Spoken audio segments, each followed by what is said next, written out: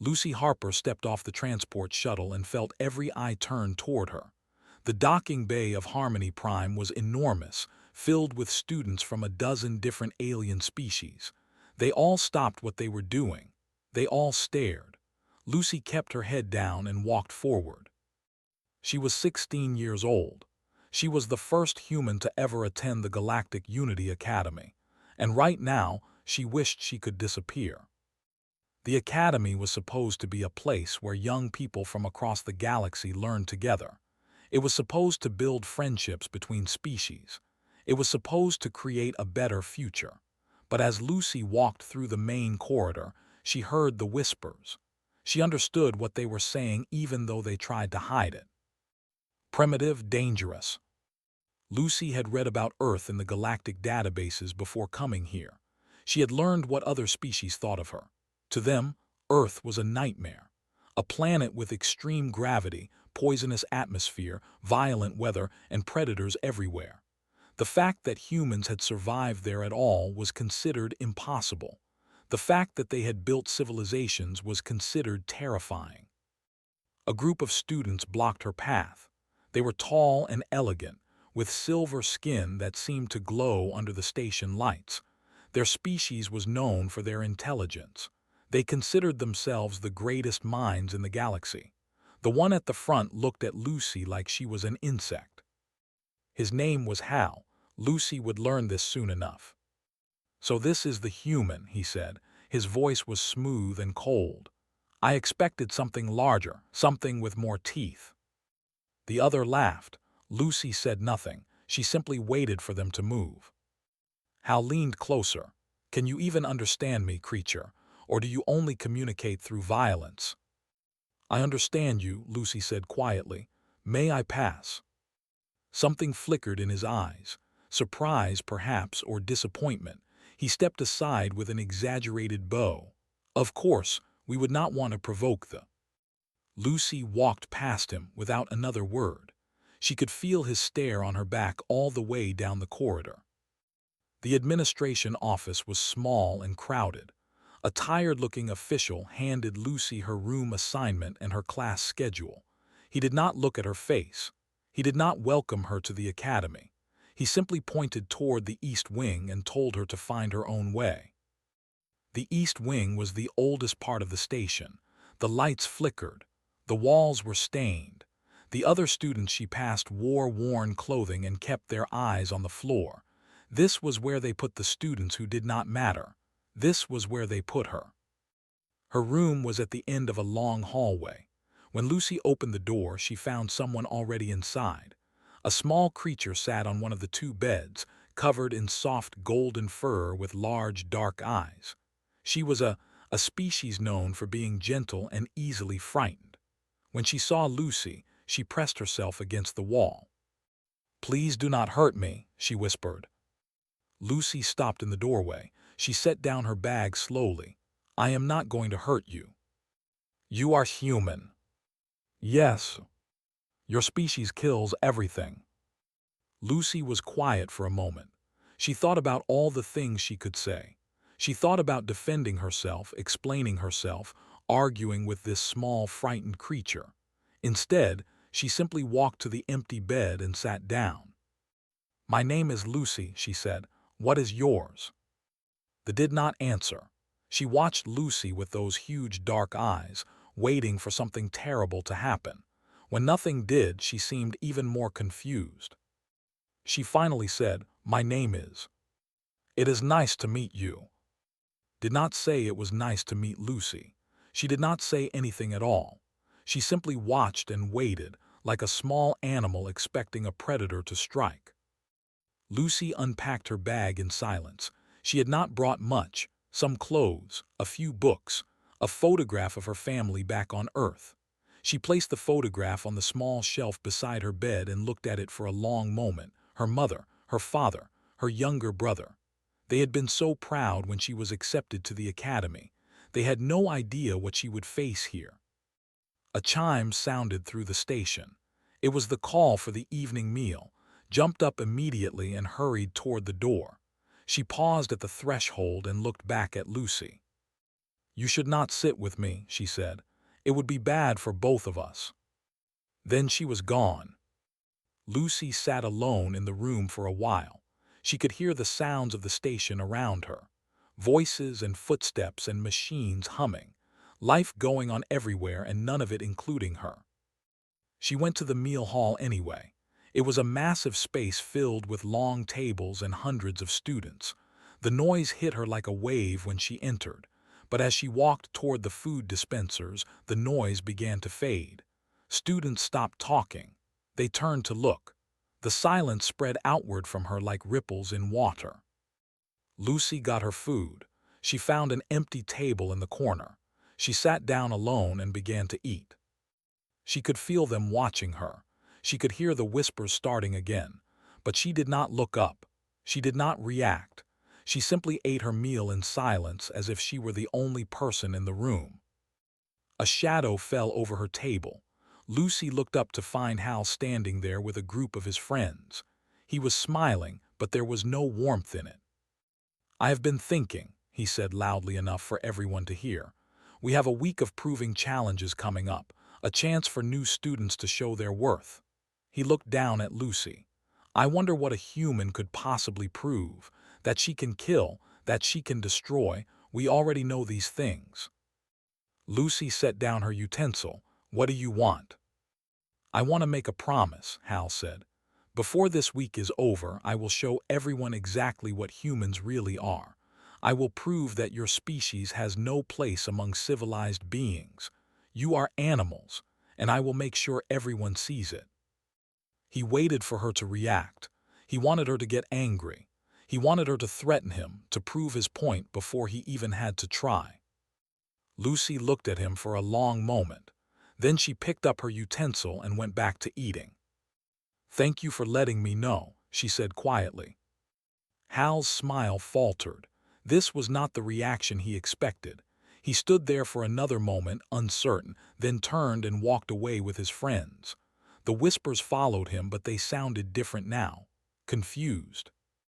Lucy finished her meal alone. When she was done, she returned to her room, was already there, pretending to sleep. Lucy did not disturb her. She simply lay down on her own bed and stared at the ceiling. Tomorrow would be harder. She knew this.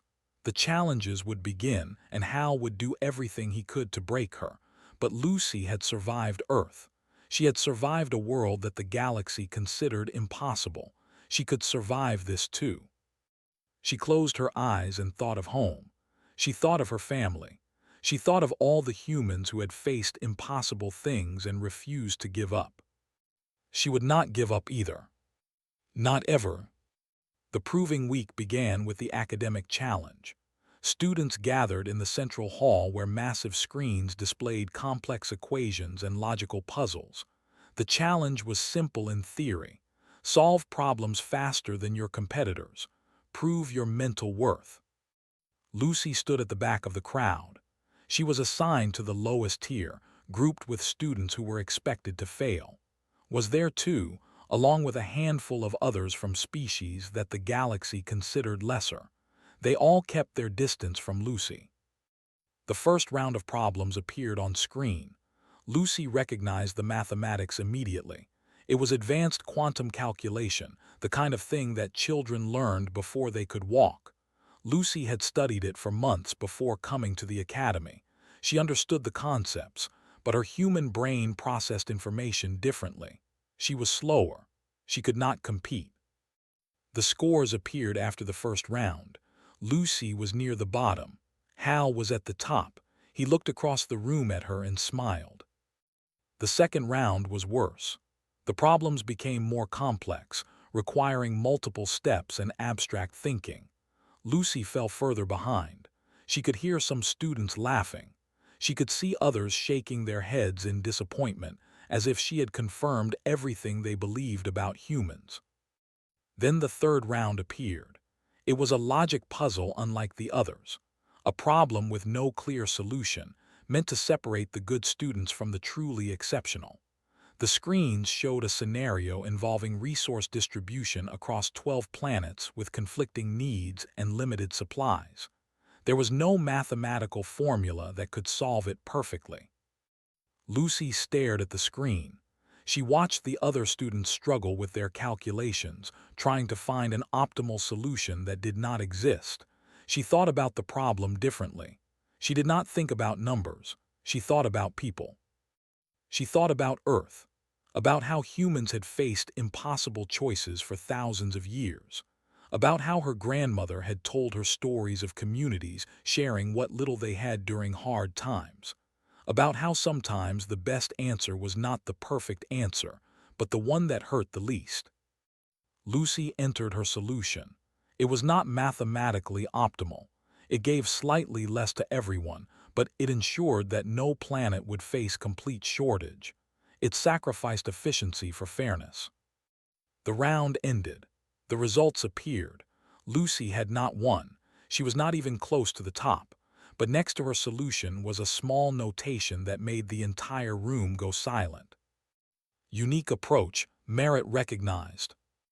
It was the first time in 12 years that a student had received that notation.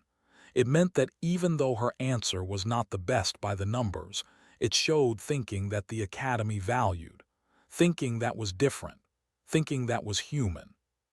Hal's smile disappeared. The academic challenge ended, and Lucy returned to her room. Was there, sitting on her bed with her knees pulled up to her chest. She looked at Lucy with those big dark eyes. "I saw what you did," said quietly. "Your answer was not correct." "No," Lucy agreed, "it was not. But they noticed you anyway." "Yes." Was silent for a moment. "How did you think of it? The other students all tried to find the best numbers. You did something else." Lucy sat down on her own bed. She thought about the question carefully. "Where I come from, we learned a long time ago that perfect solutions do not exist. Someone always loses. So we try to make sure that everyone loses a little instead of someone losing everything." "That sounds inefficient." "It is, but it keeps people alive." Did not respond. She simply watched Lucy with a strange expression, like she was seeing something she had never seen before. Then she lay down and turned to face the wall. The next few days were harder. The social challenges began, and Lucy found herself excluded from everything. Group projects required partners, and no one would work with her. Team exercises required trust, and no one trusted her. She attended every event alone. She sat at every meal alone. She walked through every corridor alone. But she did not complain. She did not argue. She simply showed up, did what she could, and accepted what she could not change. On the fourth day, Hal made his move. He arranged for Lucy to be paired with him for a cultural presentation. The assignment was to showcase the history and achievements of your partner's species. Hal would present on humanity. Lucy would present on the. Lucy spent hours researching the. She learned about their beautiful architecture, their contributions to galactic mathematics, their long history of peaceful expansion. She prepared a presentation that was honest and respectful. Hal spent his time differently. The presentation day arrived. The hall was packed with students and teachers. Lucy went first. She stood before the crowd and spoke about them with genuine admiration. She talked about their achievements without jealousy. She acknowledged their superiority in many areas without resentment. When she finished, there was polite applause. Some students looked surprised that a human could speak so well of their people. Then Hal took the stage. His presentation was thorough. It was detailed. It was devastating. He showed images of Earth's wars, millions dead in conflicts that other species could not even understand. He showed the destruction of environments, the extinction of countless creatures, the pollution of air and water. He showed humans hurting each other in every way imaginable: murder, torture, genocide. The room was silent. Students from peaceful species looked horrified. Some covered their eyes. Others looked at Lucy with pure disgust. Hal finished with a single question. This is the species that wants to join civilized society. This is the species that produced the girl sitting among you right now. Can anyone tell me why we should not send her back to the nightmare she came from?" Every eye turned to Lucy. She could feel the weight of their stares. She could feel their fear and their hatred. They expected her to react. They expected anger or violence or tears. They expected her to prove that Hal was right. Lucy stood up slowly. She walked to the front of the room. She stood beside Hal and looked out at the crowd. "Everything he showed you is true," she said quietly. The room stirred. This was not what they expected. "Humans have done terrible things. We have hurt each other and our world in ways that I cannot defend. We have failed again and again to be what we should be." She paused. She thought of her grandmother. She thought of the stories she had been told as a child. Stories of darkness and light, of failure and hope. "But we are still here," Lucy continued. "After all of that, we are still here. Not because we are strong, not because we are smart, but because every time we fell, someone chose to get back up. Every time we destroyed something, someone chose to rebuild. Every time we hated, someone chose to love instead." She looked directly at Hal. "You asked why you should not send me back. I cannot answer that. I can only tell you that my grandmother survived one of those wars you showed. She lost everyone she loved. And when it was over, she did not teach her children to hate. She taught them to hope. That is why I am here." The room was completely silent. No one moved. No one spoke. A small voice came from the back of the room. It was standing up for the first time. Her voice trembled, but she spoke anyway. "What does it feel like," she asked, "to forgive someone who hurt you?" Lucy looked at her roommate, at this small, frightened creature who had been afraid of her for days. She felt something warm spread through her chest. "It feels like freedom," Lucy said. "It feels like choosing who you want to be instead of letting others decide for you." The silence stretched on, then slowly sat down. Others followed. The presentation was over. Nothing had been resolved. Nothing had been fixed, but something had changed. Lucy could feel it in the air. A small crack had appeared in the wall between her and everyone else. It was not much, but it was a start. The days following the presentation were strange. Nothing obvious changed. Students still avoided Lucy. Teachers still treated her differently. But the whispers had a different tone now. Some of them sounded less like fear and more like curiosity. Started talking to Lucy.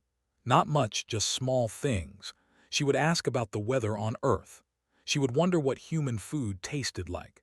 She would listen when Lucy described forests and oceans and mountains. Her eyes would grow wide with fear and fascination at the same time.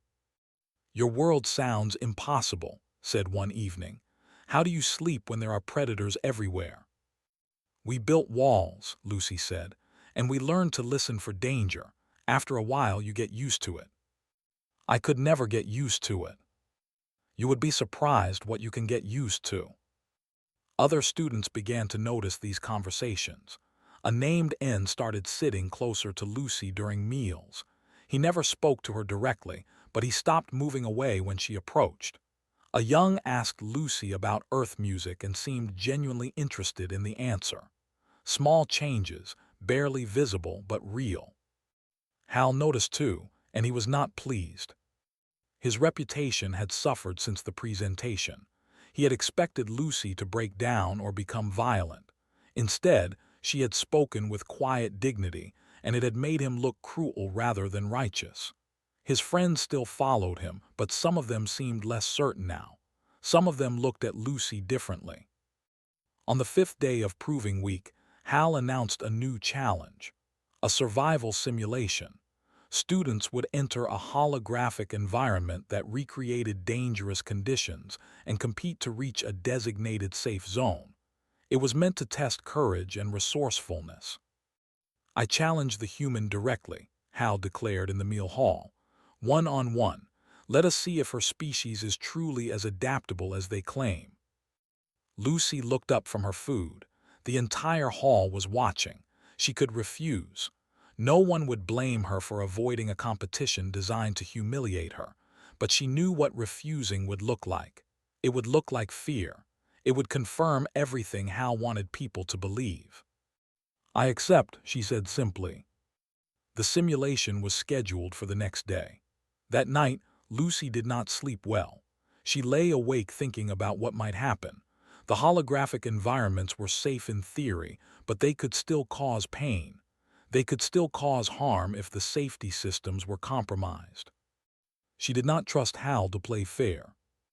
In the morning, Lucy reported to the simulation center. A small crowd had gathered to watch. Hal was already there, looking confident and calm. Beside him stood another student, younger and smaller. His name was. He was Hal's cousin, and he would be monitoring the simulation from inside as a neutral observer. The simulation parameters were explained. A volcanic environment with toxic air, unstable ground, and limited visibility. Both competitors would start at opposite ends and race toward the center. First one to reach the safe zone would win. Lucy was given basic equipment, a breathing mask, protective gloves, and a small pack with emergency supplies. She checked everything carefully. The mask worked. The gloves were intact. The pack contained what it should. She did not notice the small device attached to the inside of her mask. She did not see slip it there while she was distracted. She did not know that it would fail exactly when she needed it most. The simulation began. Lucy entered the holographic world and felt the heat immediately. The ground beneath her feet glowed with cracks of molten rock. The air was thick with ash and smoke. Her mask filtered most of it, but she could still taste sulfur on her tongue. She moved forward carefully, testing each step before putting her full weight down. The terrain was treacherous. One wrong move and the ground could give way beneath her. She had trained for environments like this on Earth, in simulations of volcanic regions and disaster zones. She knew how to read the ground. She knew how to survive. Halfway through the course, her mask began to fail. At first it was subtle, a slight reduction in airflow, a faint burning in her lungs. Lucy paused and checked the device. The filters were clogged with something they should have been able to handle. The mask was dying. She looked around. The safe zone was still far away. The air was getting worse. Without the mask, she would have minutes at most before the toxic fumes overwhelmed her. Lucy made a decision. She removed the mask entirely and tied a piece of her clothing over her nose and mouth. It would filter almost nothing, but it would slow the intake slightly. Then she started to run. Her lungs burned with every breath. Her eyes watered until she could barely see. But she kept moving, faster than before, faster than she should have been able to move in this environment. Her body was screaming at her to stop, but she ignored it. Did not stop, survived. She was almost at the safe zone when she heard the scream. It came from her left, a voice filled with pain and terror. Lucy stopped. She turned toward the sound. Through the smoke and ash she could see a figure lying on the ground. It was the neutral observer. Something had gone wrong with his own equipment and he had collapsed. Lucy looked at the safe zone. It was right there.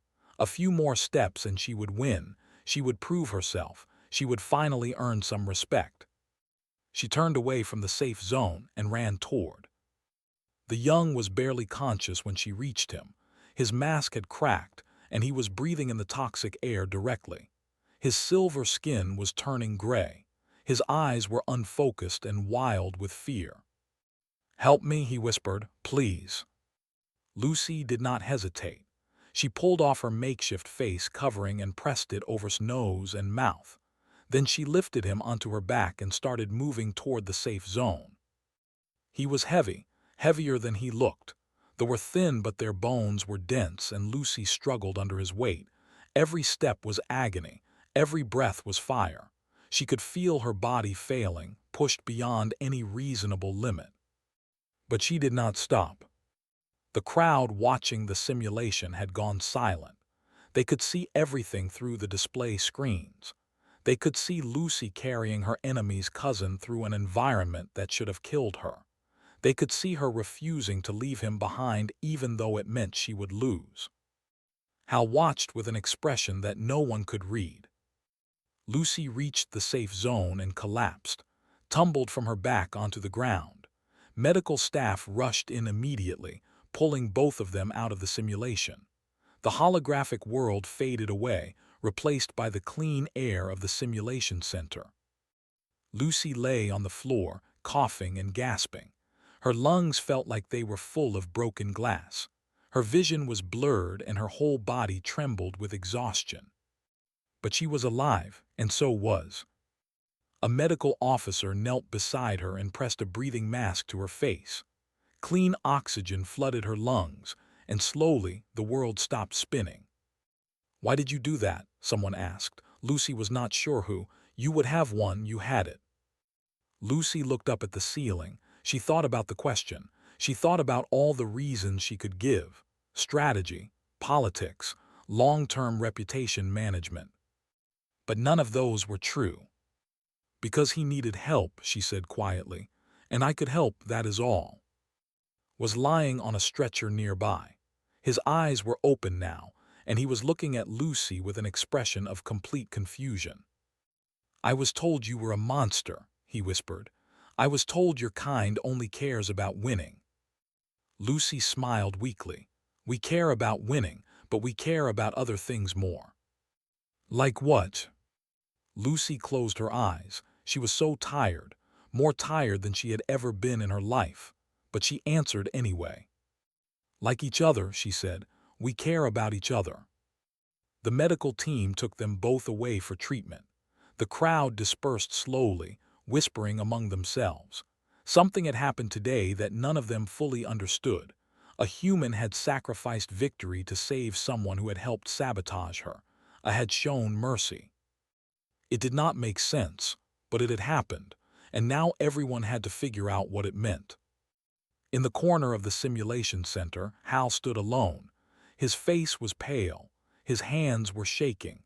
He had wanted to expose the human as a monster. Instead, she had exposed something else entirely. Lucy woke up in the medical bay with sitting beside her bed. The Small was watching her with those big dark eyes, and for the first time since they had met, there was no fear in them. "You slept for 14 hours, said quietly. "The doctors said your lungs were damaged. They said any other species would have died in that simulation." Lucy tried to sit up and immediately regretted it. Her chest felt like it was wrapped in burning wire. She lay back down and stared at the ceiling. "How is?" she asked. Tilted her head. "You nearly died saving him, and you want to know how he is." "Yes." "He is fine, better than you. The doctors treated him and released him this morning." Paused. "He has been asking about you. He wanted to come see you, but his family would not allow it." Lucy nodded slowly. She understood. They were proud. Having their son saved by a human was complicated. It raised questions they did not want to answer. "There is something else," said. She looked nervous now, fidgeting with her small hands. "The Academy is talking about what happened. Everyone saw the recordings. They saw you throw away your chance to win. They saw you carry through the fire." "And what are they saying?" "Different things. Some say you were foolish. Some say you were trying to manipulate them into liking you. Some say that the stories about humans must be wrong because a monster would never do what you did." Leaned closer. "And some are asking questions. Questions about what else they might have been wrong about." Lucy closed her eyes. She had not done it for any of those reasons. She had not been thinking about what people would say or how they would react. She had simply seen someone in danger and acted. That was what humans did. That was what her grandmother had taught her. Over the next few days, Lucy recovered in the medical bay. Visitors came. Not many, but more than she expected. The who had been watching her from a distance, finally spoke to her directly. He brought her a small fruit from his and said it might help with the pain. He did not stay long, but before he left, he said something that surprised her. "My people have a saying. You can judge a creature by what it does when no one is watching, but you can judge its soul by what it does when everyone is watching and there is nothing to gain." He looked at her with his deep green eyes. "You have a good soul, human. I was wrong to think otherwise." A student named Myra came next. She was shy and spoke so quietly that Lucy had to strain to hear her, but her words were clear enough. "I told my mother what you did. She said I should stay away from you because humans are dangerous. I told her that maybe dangerous is not always bad. Maybe sometimes dangerous means brave." Even some teachers came to see her, not to praise her exactly, but to ask questions. They wanted to understand why she had done it, what had gone through her mind in that moment, what she had been thinking. Lucy told them the truth. She had not been thinking at all. She had simply acted. On the fourth day, came to visit. He waited until the medical bay was empty and slipped in quietly. His silver skin still looked pale, and there were dark circles under his eyes. He stood at the foot of Lucy's bed and stared at her for a long moment before speaking. "I helped sabotage your mask," he said. His voice was flat, empty of emotion. "Hal asked me to do it. He said it would not hurt you, just slow you down. He said humans deserve to be humiliated." Lucy watched him. She said nothing. "But then my own equipment failed. I do not know why. Maybe it was karma, maybe it was just bad luck." His hands were shaking. "I was dying. I knew I was dying. And you saved me anyway. You knew what I had done, did you not?" "I suspected," Lucy said quietly. "Then why?" His voice cracked. "Why did you not leave me? I would have deserved it. Anyone else would have left me." Lucy thought about the question. She thought about all the ways she could answer it. She could talk about strategy, about making herself look good in front of the crowd. She could talk about duty, about how humans were taught to help each other. She could talk about morality, about right and wrong. But none of that was the real answer. "Because when I saw you lying there, I did not see someone who had hurt me," Lucy said slowly. "I saw someone who was afraid, someone who needed help. Everything else stopped mattering." Stood very still. His eyes were wet, and he seemed to be fighting something inside himself. Finally, he spoke again. "Hal is my cousin. He has always protected me. He has always told me what to believe and who to hate. I trusted him." He took a shaky breath. "But he has never done for me what you did. He has never risked anything for me, not once." "People are complicated," Lucy said gently. "Sometimes they protect us and hurt us at the same time. It does not mean they are all bad. It just means they are not perfect." Laughed bitterly. "You are defending him after everything." "I am not defending what he did. I am just saying that hating him will not help you. It will not change what happened. It will only make you carry more weight." For a long moment just looked at her. Then he did something that shocked Lucy completely. He bowed. A deep, formal bow that reserved for those they respected most. "I was wrong about your species," he said. "I was wrong about you. I do not know if I can ever make up for what I did, but I want to try, if you will let me." Lucy smiled despite the pain in her chest. "You can start by sitting down. You look terrible." Almost laughed. He pulled up a chair and sat beside her bed, and for the next hour they talked. Not about the simulation or the sabotage or any of the heavy things that hung between them. They talked about small things, favorite foods, childhood memories, stupid jokes. By the time left, something had changed. He was not exactly a friend yet, but he was no longer an enemy. And in a place where Lucy had expected nothing but hostility, that felt like a miracle. That evening returned to the medical bay with news. The Academy Council had reviewed the simulation footage. They had seen the sabotage. They had seen everything. "Hal has been called before the council," said. "His family is furious, not at you, at him. They said he brought shame on their entire line." Lucy felt no satisfaction at this. She felt only tired. "What will happen to him?" "I do not know, maybe expulsion, maybe just probation. They have a lot of influence, so they will probably protect him from the worst consequences." Paused. "But his reputation is ruined. No one trusts him anymore. Even his friends are keeping their distance." Lucy stared at the ceiling. She thought about how. She thought about how certain he had been that humans were monsters. She wondered if he had always believed that, or if someone had taught him to hate. "I hope he learned something from this," Lucy said quietly. Looked at her with wonder. "You do not want him punished." "Punishment does not teach people to be better. It just teaches them to be afraid." Lucy turned her head to look at her roommate. "I would rather he understood why he was wrong than spend the rest of his life angry and confused." Was silent for a long time. Then she reached out and took Lucy's hand. It was the first time she had touched her voluntarily. Her fur was soft and warm. "I was so afraid of you when we first met," whispered. "I thought you would hurt me. I thought all the stories were true.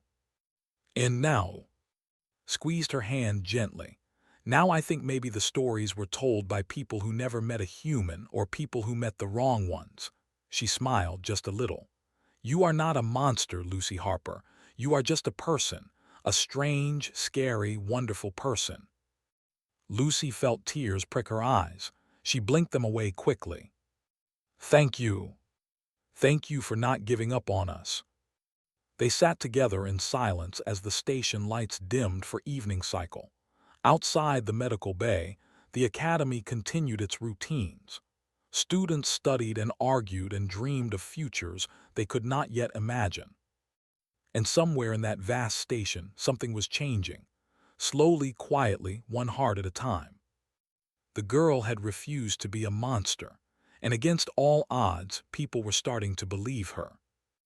Lucy was released from the medical bay on the 7th day. The proving week was over. She had not won any of the official challenges. By the standard measurements, she had failed.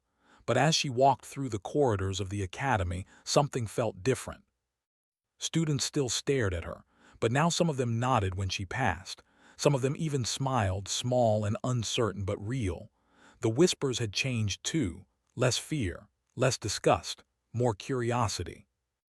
Walked beside her now, no longer hiding or keeping her distance.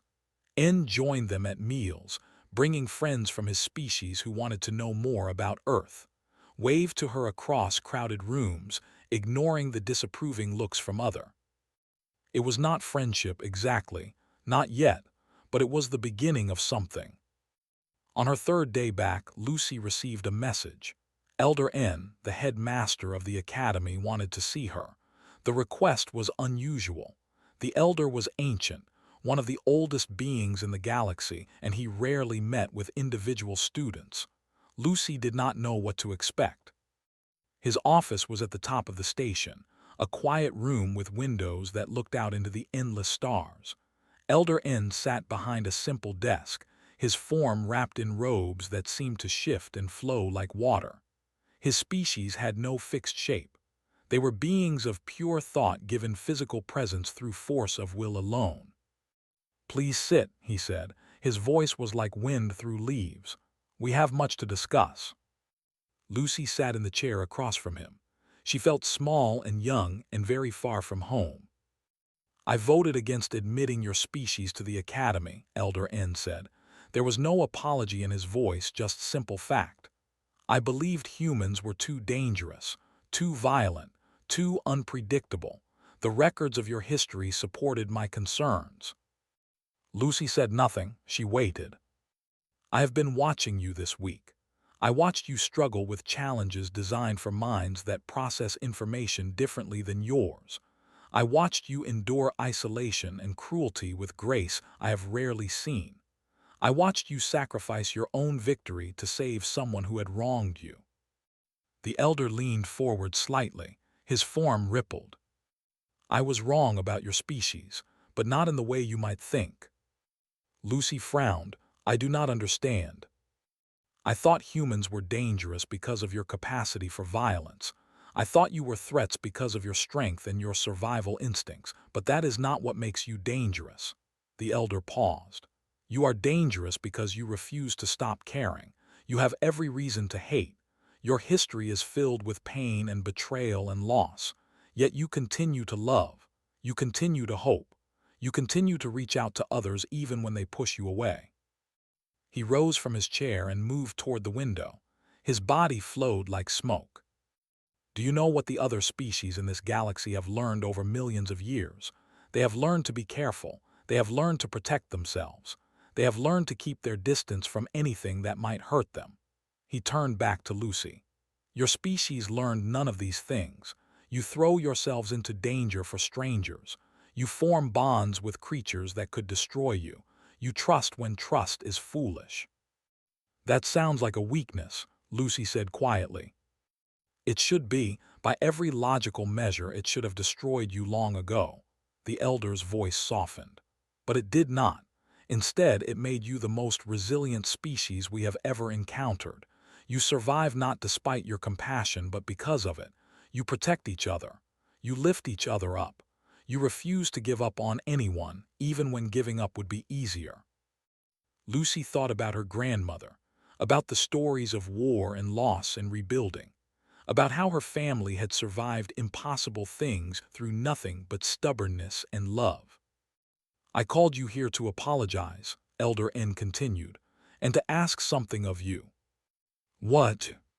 Stay, continue your studies. Let the other students see who humans really are, not through records and statistics, but through your presence, through your actions. He returned to his desk and sat down. You will face more challenges. Some students will never accept you, but others will learn, others will change, and that change will spread. Lucy was quiet for a long moment. She looked out the window at the stars. She thought about home, about her family, about all the humans who would never get this chance. Then she looked back at the elder. I will stay, she said, but I have a request. Speak. When other humans come to this academy, and they will come eventually, judge them as individuals. Do not assume they are all like me. Do not assume they are all different from me. Let them prove themselves the way I did, one person at a time. The elder studied her with eyes that had seen civilizations rise and fall. Then he nodded slowly. A reasonable request. It will be done. Lucy left the office feeling lighter than she had in weeks. The weight that had been pressing on her shoulders since she arrived was not gone, but it was easier to carry now. That evening, there was an assembly in the main hall. Students gathered to hear the final results of the proving week and the announcements for the coming term. Lucy stood in the back with an N, expecting nothing. But when the final announcement came, it was about her. The Academy Council has voted to recognize Lucy Harper for exceptional merit, the speaker declared.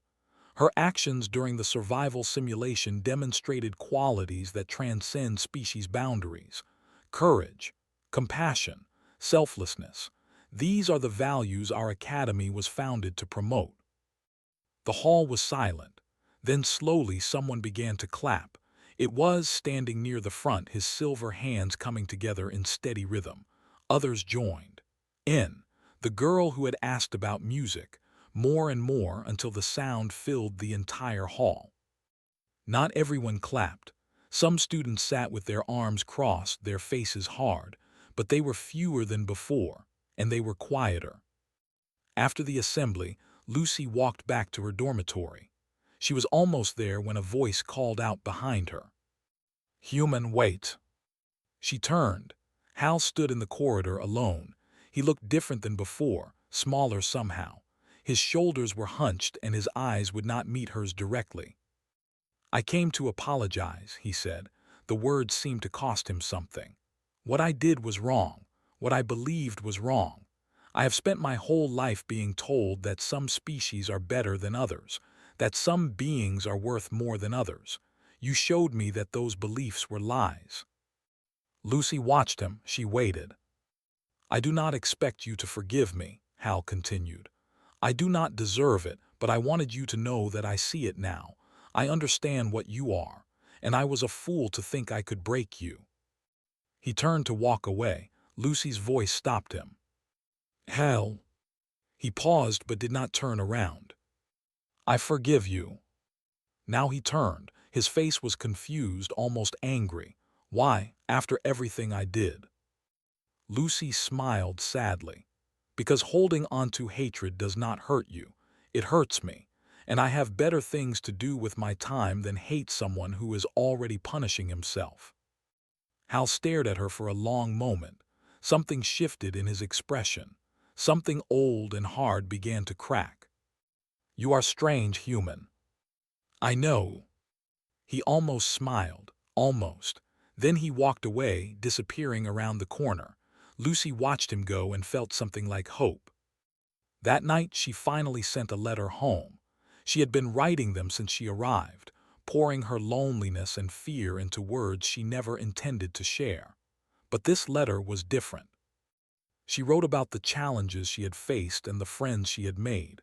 She wrote about Elder N and his apology. She wrote about Hal and his change of heart.